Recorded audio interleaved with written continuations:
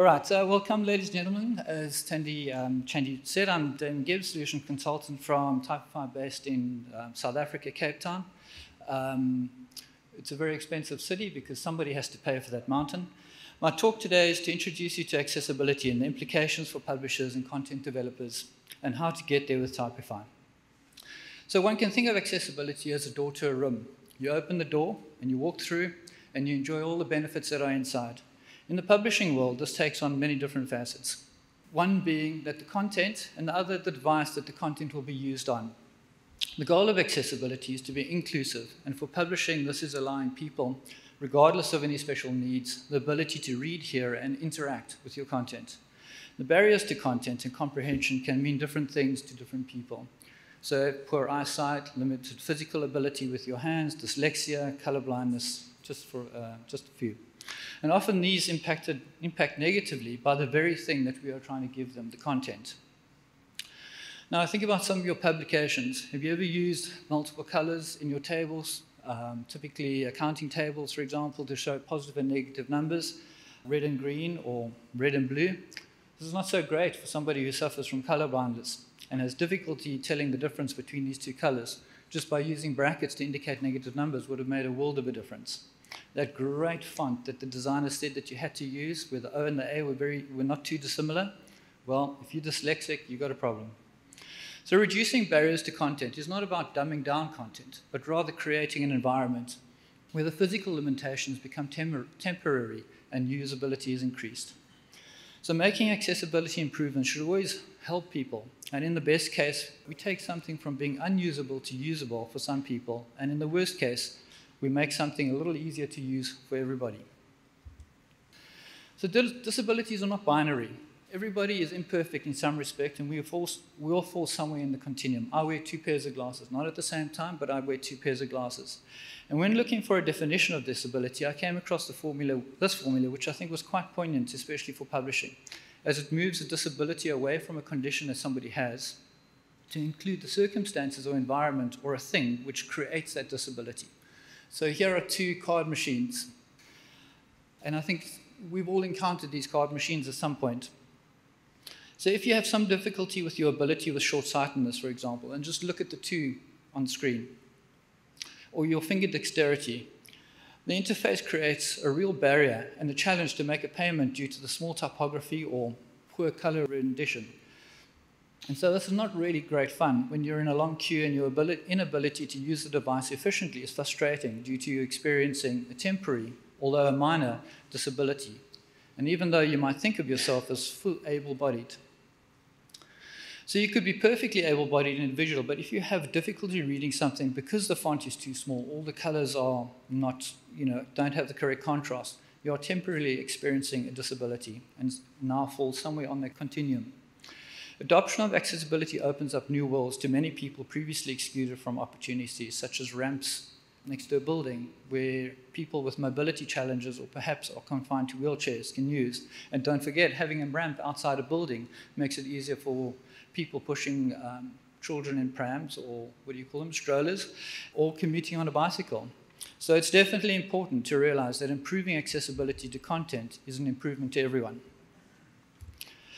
All right, before we dive into the nitty-gritty, let's look at in broad terms what makes content accessible. The Web Content Accessibility Guidelines set out 4 principles, and it's interesting that this organization formed the basis of the ISO Accessible PDF UA spec, and so the principles are both relevant to print and digital content. The audience must be able to perceive that the content is there, and not only to one sense, but to all the senses. It should be available as audio and, if necessary, as Braille. How a reading device is operated is not always quite the domain of content publishers directly because you're not manufacturing these devices.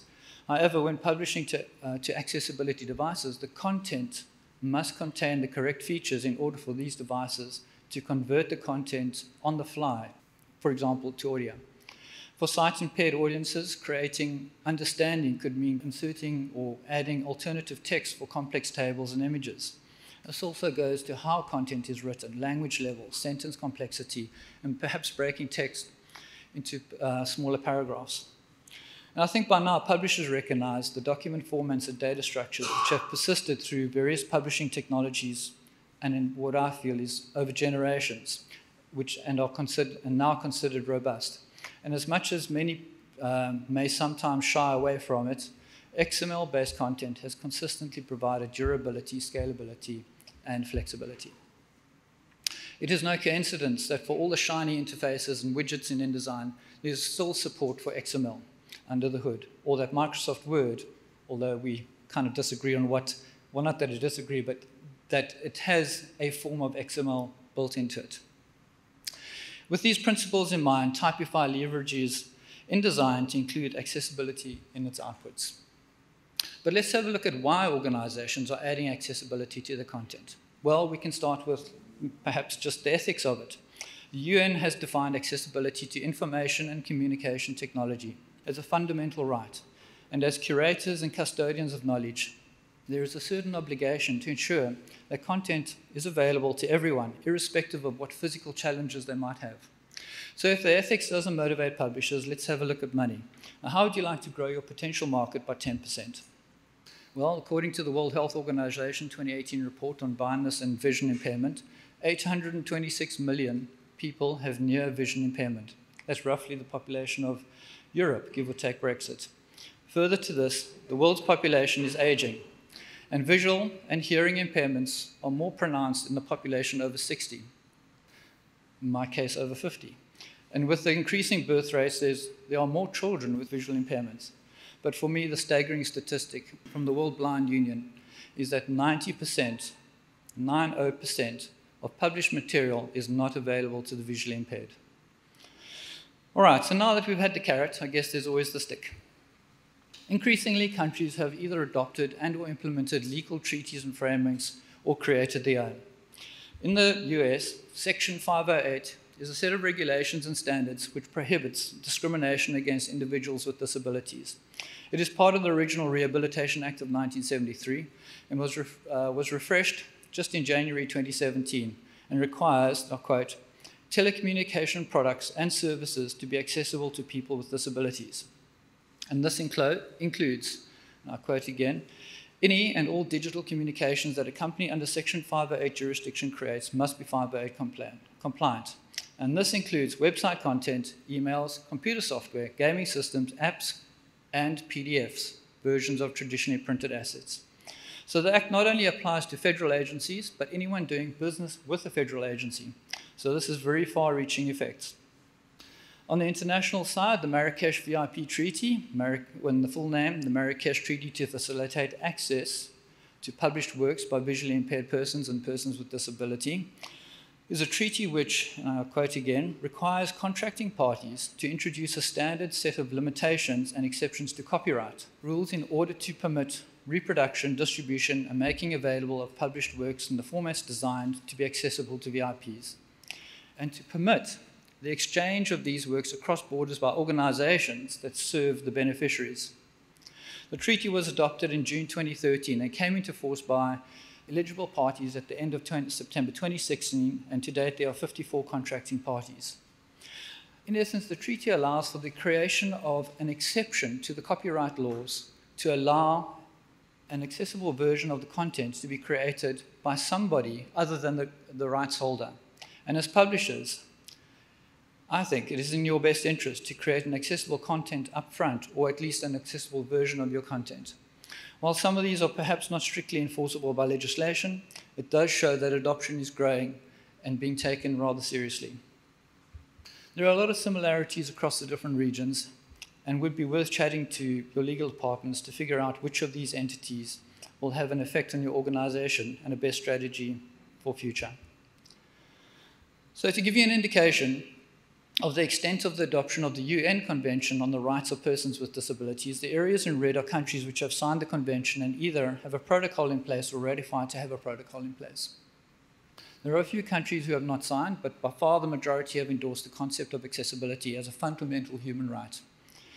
While it appears that there is a wave of legislation heading standards way, the underlying gist, as Article 9 of the UN Convention of Rights of Persons with Disability states, and I quote, to promote the design, development, production, and distribution of accessible information at an early stage so that technologies and systems become accessible at a minimum cost. And this is the key point, at a minimum cost. It can be done, and we'll show you on how Typify can help you accomplish this. As standards organizations working with regional and international industries, regulators, governments, etc., it is vital for standards organizations' content to be accessible and in line with countries and regions, treaties, frameworks, and legislation. With Typify's advances in automating document workflow and using InDesign's accessibility features, content can be made available in more ways than ever before. And there's a growing market to accessible content, and a large part of the market is, as we heard earlier, is not being serviced. So, trying to bolt on accessibility at the end, after you have produced your final output, will, in many instances, result in redoing of work and have rather limited success. With the introduction of anything new, it is important to get buy-in from the team, and as everyone will be involved at some stage. Clearly communicating why accessibility is important, the benefits to the readers and to the community and to your organization. So look for someone within the organization who can be a champion of the cause and will help build the momentum. A good idea is to set achievable and measurable goals for short, medium, and longer term. For example, a short-term goal could be just by starting to update your metadata, and we've heard about metadata frequently this morning, or adding alt text to images, and then build on incrementally. So some accessibility is better than none, and introducing just one accessible element can have far-reaching effects on your readers and be closer to being more compliant. Identify a success story where one of your products has made a difference to someone and share that with the team, the rest of the organization. This certainly helps team members to see purpose in creating accessible content and has a tangible effect. And lastly, examine your content. What does it sound like when it is read by an electronic reader? Could it benefit the reader if long paragraphs were broken down into smaller chunks? And did you identify the correct language format for the content? So I will be speaking about multiple outputs, and I would just like to briefly explain what these are in terms of accessibility. So the PDF UA is an informal name for the ISO 14289 spec, which is the International Standard for Accessibility of PDF Technology, and UA stands for Universal Accessibility. More and more developers, government authorities, and other organizations are expected to accept PDF UA as an absolute requirement for universally acceptable PDF documents. Over and above the standard for print, accessible features such as bookmarks and alternative text for images are included as part of the InDesign and Typify outputs when included in your setups. So the HTML and CSS are well-known formats for the web, and also the underlying digital format for EPUBs. Moving on to EPUB, which is a digital package containing HTML, CSS to render the content, along with, and if they're required in the publication, images, video, and audio.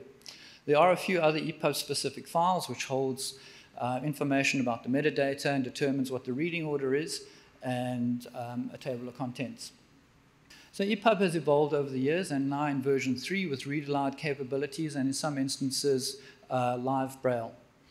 And lastly, DAISY is a read-aloud format and used with specialized voice-over digital devices. So I'll have a look at accessibility features and elements in a little more detail in the next couple of slides. But first, I'd like to offer 3 steps to implementing an accessibility strategy. There is a clever analogy, which Chandy mentioned in one of his previous talks, of baking a delicious cake, for example, a carrot and walnut cake, and then trying to remove all the walnuts at the end because some of your guests have nut allergies. And I was thinking about this, and I was thinking, well, with Typify, we could bake 3 cakes at the same time, with the same ingredients and pretty much the same effort. We could have nuts, extra nuts, and no nuts. So the tools and structures are available, and they've been around actually for a while. And any publisher who has converted any content to a structured XML format is already well on the path to providing accessibility. All right, so let's start baking this cake. So some of the ingredients you'll need, you probably already have. It's just not part of your content yet. And here are some examples. So metadata, which allows systems to recognize your publication and that your publication contains accessibility elements, which in turn also aids discoverability through different digital platforms. Alternative text for images, so that people with visual impairments can hear a description of the image. Typify fields are placeholders for information which can be reused over and over in different contexts. For example, an ISBN number will appear in the copyright page, but also as one of the document identifiers in the metadata. So instead of inserting content twice, you just insert it once and reuse. Your content will need to be well structured, and not only to optimize automation, but also that your document's reading order can be well defined and TOCs easily generated. And that reading order is what the audio reading devices use in order to speak the content. So once we've collected the ingredients, we now need to build the recipe or have a look at the recipe. And this stage is how and where the various ingredients or elements are needed to add accessibility and where they're implemented. So this table is just a simple example of showing where some accessibility elements can be introduced into a production workflow. As you can see, the TOC is ticked in both InDesign template and content columns. And this is just to illustrate that the TOC can be set up and generated either before reaching InDesign or by InDesign. So there's no definitive way of doing this, and I recommend that you look at your content, your organization structure, what resources and workflows, and see how and where you can include accessibility with the minimal impact. So for example, with Typify Writer, metadata can be conveniently be added at the authoring stage by including fields in your manuscript, and the content of these fields will travel through to your final output. Or if you're using an XML as a source content, Typify transforms can be created to harmonize input data so that, again, it travels through your workflow and in your output. So to grow your readership and reach your audience, including alternative outputs must at some point be included. So choose one output first, and then add further output formats. For example, ensuring a simple thing like ensuring bookmarks and alternative text to your current PDF output, and then add possibly a large print output or EPUB output. Here we have 3 Typify actions showing how a document is created, exported to PDF, and then the metadata is updated in the PDF, all in a single workflow. Remember, Article 9 of the UN Convention of the Right to Persons with Disability talks about promoting production of accessible information at an early stage so that technologies and systems can become accessible and at a minimum cost. And I think this is an example of that. Typify takes this to heart, and publishers are able to develop accessible content upfront and allow the Typify system to transform the content into accessible formats. To go into a little bit more detail on how we bake this accessibility cake. If you are using Word as your source documents, and many publishers still do, Typify Writer is a Microsoft Word ribbon with added tools to help structure documents and publish directly from Word to EPUB or whatever your outputs. But there's no requirement or preference to use Word. The choice is up to the standards organization and consideration to what the existing input content files, your existing workflows, and your organization's production process. If you are working with XML content as an input, you can also add directly into your XML files or as a separate file, and a data merge and or transform can be added as an action in the Typify workflow. Alt text can be added when inserting images with Microsoft Word. The alt tags form part of your source data, and so they're conveniently kept together. MathML is supported with Typify and produces live math. Math is text, not images. For all your output types, by using MathML, you have the option of adjusting the style and size of the equations in your InDesign templates and future-proofing your content as it is now in a structured format. Conditional items allow you to selectively output sections that can be set per output and whether or not they're needed. So once we've assembled all the ingredients, the next step is mixing it all together according to the recipe. And like baking, sometimes the sequence is important. Typify uses InDesign as a composition engine, and with that, you have the access to all accessibility features Adobe has built into InDesign. Its flagship publication makeup tool with exceptional support for the technical requirements for providing accessibility in digital formats. This means that with minimum effort, you are able to create accessible documents. As the template is an InDesign document, it is a familiar tool for many designers and can be reused over and over again with various content via your Typify workflows. There is an underlying layer of structural metadata which needs to be added to content to allow devices to interpret the type of content and how to present it to the reader. This could be text, braille, or voiceover, or to repurpose content to another format. This layer is often referred to as semantic structure, and is generally about applying logical sections to chunks of content, chapter, part, prelims, and matter. or right down to a granular level, such as headings, subheadings, lists, and tables. Typify uses InDesign's accessibility setups and settings of various document elements along with the Typify Designer tools available as a plugin for InDesign. Once they are set up in your template, they will be present in all your outputs produced via the Typify workflow. Adding necessary semantic tags to text such as H1 for chapter and section headings or H2 for the next level heading, etc. Properly identifying which predominant language for your publication is especially important for digital content. So machines use this identifier to determine which language and accent to use when reading your content. While reading French with an English accent, or the other way around, could be funny, it soon becomes really irritating when you need to absorb the information. Language can also be identified down to a word level, and this will be helpful when quoting text in another language. Adding EPUB type attributes for adding accessible EPUB 3s with additional structural tagging. The Web Accessibility Initiative for tagging for rich content and interfaces which assistive technologies can understand. Setting up a table of contents of various TOCs to aid navigation. Ensure table items are not converted to images and remain as live text.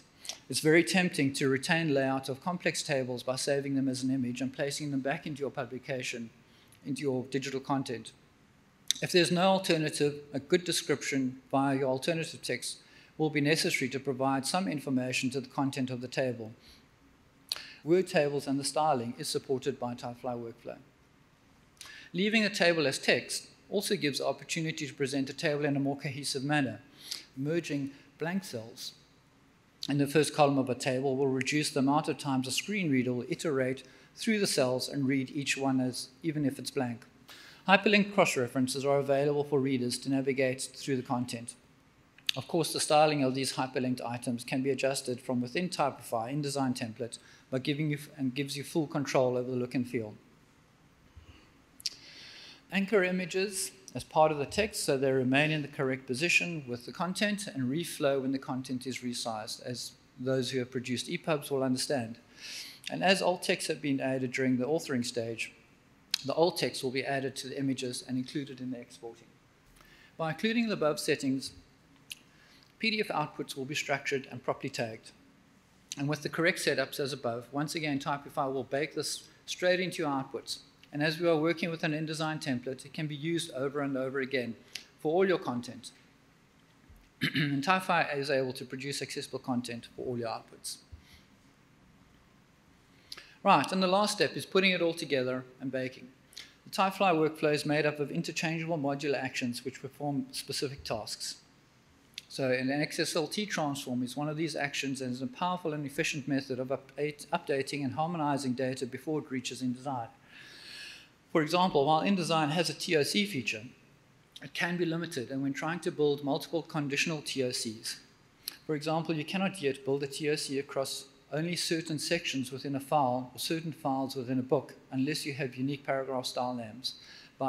However, pre-building the TOC using an XSLT transform, you can pre-build multiple TOCs and once it's in InDesign, just update the page numbers. So that's quite important for generating list of tables, list of illustrations, and those sorts of things. A key feature of InDesign is the ability to automate manual tasks via scripting. And Typify have deployed a number of scripts for tasks or features not yet built into InDesign or to meet specific client requirements. For example, inserting page numbers which match the print edition into the content, either as hidden items or displayed, and then generate a page list for the TOC. This has become an accessibility requirement by one of the major ebook distributors as it complements print and allows readers to synchronize with readers of physical books. We realize that not all PDFs are created equal. And for this, we have a workflow action which allows the manipulation of PDFs. This comes in handy when producing content for different circumstances, and instead of rerunning the entire job for each variation, the PDF action can perform various actions on the outputted PDF. So some of these would be duplicating the PDF, adding and updating metadata within the PDF, inserting pages, removing, splitting, or combining PDFs, or watermarking pages to create a preview version of your document. So while we have given a lot of attention to digital outputs, there are a number of opportunities to make print more accessible. Well, as long as you're working within design templates, you can create a large format print version of your template and flow your content through it at the same time as other templates to produce simultaneous print, large print, and digital versions. Each Typify InDesign template can cater for different needs. For example, large font, high contrast, or specialized fonts, better suited for readers with dyslexia. Alternative print formats can be produced on demand, but still only use the same content by choosing the appropriate workflow to produce the desired output. So accessibility is well documented online, and I've selected some resources which I think are particularly useful when starting out on implementing accessibility. In closing, I'd just like to reiterate that by adding accessibility, you'll be taking your content from unusable to usable for some people, or at the very least, more usable for everyone. Thank you very much.